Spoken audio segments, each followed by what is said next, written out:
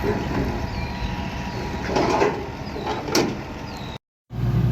noticed them boys at bowling. Yeah. Bring them on around in.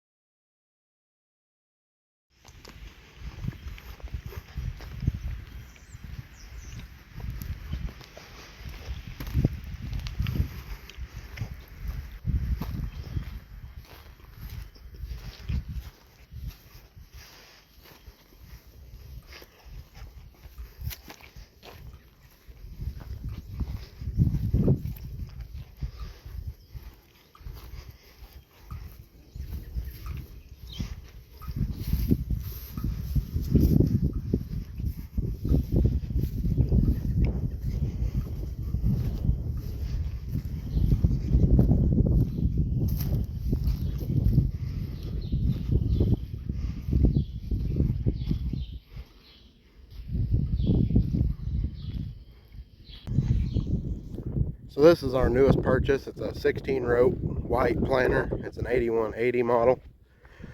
And as you can see, it's got liquid on it. And it's a vacuum planter. But we found this up at Sullivan's when they had their last sale. And Grandpa's been wanting to try liquid while planting. So this went for a reasonable price. So we went ahead and bought it.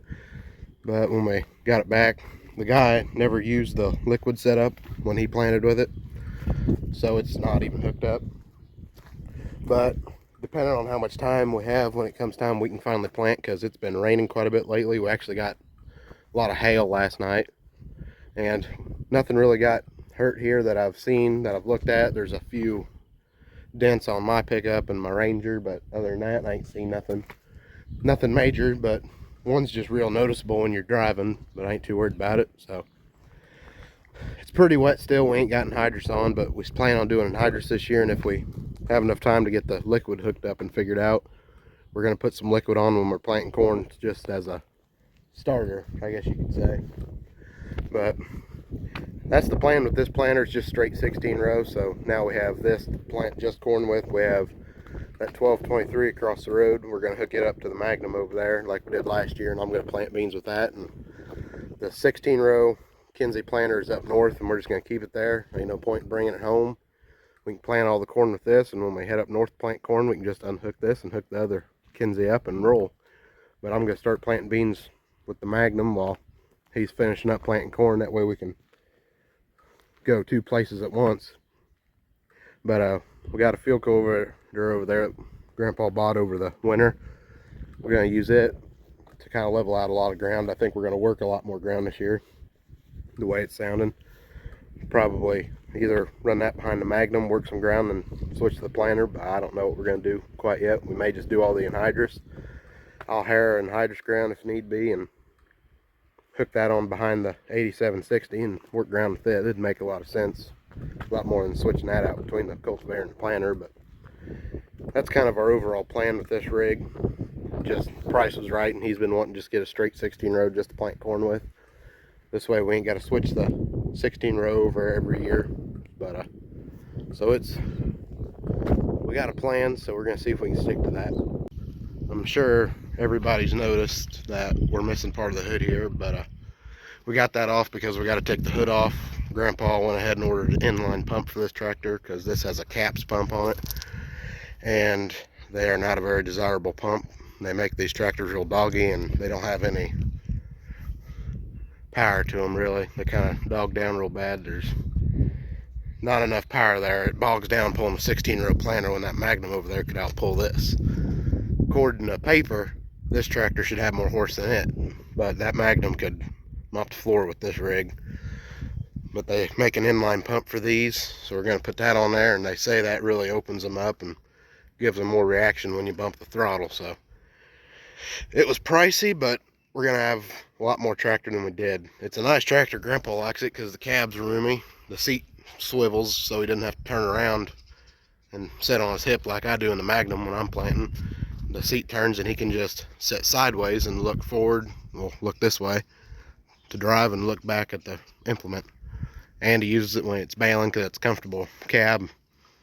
ain't no point spending a bunch of money getting a different tractor, and we can just spend a little less money and get this one running like it should. So that's why we got that off. He called about the pump the other day and should be here by next week, or be ready by next week. I think we gotta go get it. So luckily it rained again, so we got even more time to work with. We ain't even got any fertilizer spread yet. Usually by this time of year we got a bunch of fertilizer spread, but it's just been wet here lately and can't get out in the fields, and the ground's just really loose. So getting off to a slow start. I have a feeling once we get started, it's gonna hit, and it's gonna hit fast. He's gonna be fertilizing. I think we're gonna get Chuck to come help us again. He's gonna spread anhydrous hopefully, or I'll go spread anhydrous, and one of us will get started planting. I have a feeling the way it'll work out, Grandpa will get done fertilizing and get in this and start planting corn, and I'll start planting beans. Just depends on how we get along and how soon we can start. If it doesn't rain anymore, we should be able to put some fertilizer on next week, hopefully, but we'll just have to see. So that's our plan. Also, we've had cows calving like crazy. The other day I noticed that white-faced cow was starting to get a little tight, so she was getting close, and I mentioned to Grandpa, hey, that cow's getting close. Next day she calved, and I think I commented there's a few others, a couple of the western cows we have, they were getting close, and no sooner than I said that next day, a white-faced cow had a calf, a western cow had a calf the next day, didn't have any the day after that, then we had another. I think we have 5 or 6 calves now, so we're about halfway done calving. Almost halfway, not quite there, but so far all the calves have been good. We got a little white-faced calf. Most of the others are just black calves, and then we have one brown calf. It don't look like a red calf. It's pretty light brown color. Came from that bull right there on that hay ring. This one, I don't remember where they said this bull came from, but got him from Kirksville. Took the fire stroke up there and got him. The guy who works up there, he bought him for us. So far he has a problem wanting to stay within the fences. He kind of is used to open pastures. I think he came from Nebraska or Wyoming or someplace over there where it's real open, a lot of big pastures. He ain't used to these little pastures we have here, but other than that, his calves are all good calves. There's the little brown calf. It's hard to tell with this camera, but he looks more light brown than he does red, so that's different. Well, I hope y'all enjoyed this one. I just wanted to do a quick rundown of this new planter we got and kind of update you guys on what our plans are right now.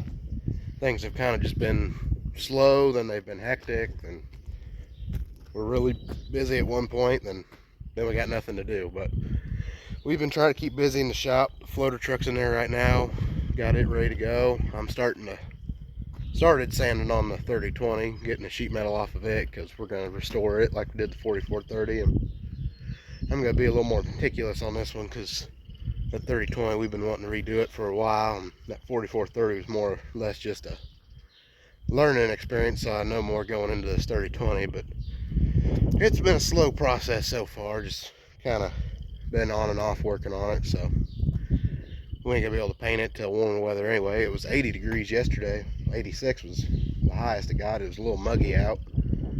Then we got a bunch of hail last night. It's been an odd start to the spring, but oh well. So just want to give you all a rundown, since we've had a lack of videos lately, just a few derby videos I've put out from us going and getting cars and all them adventures, but more should be coming once we get started and fertilizing and stuff like that. I don't think I'm going to do any lime right now. Spring's not really the ideal time to spread lime. I may spread a little bit for their neighbor here because they want some on their pasture and some of their ground, but it depends on what they want to do. I'm going to take care of that while Grandpa's fertilizing, but it just depends on what all happens. So hope y'all enjoyed this one, and we'll see you in the next one.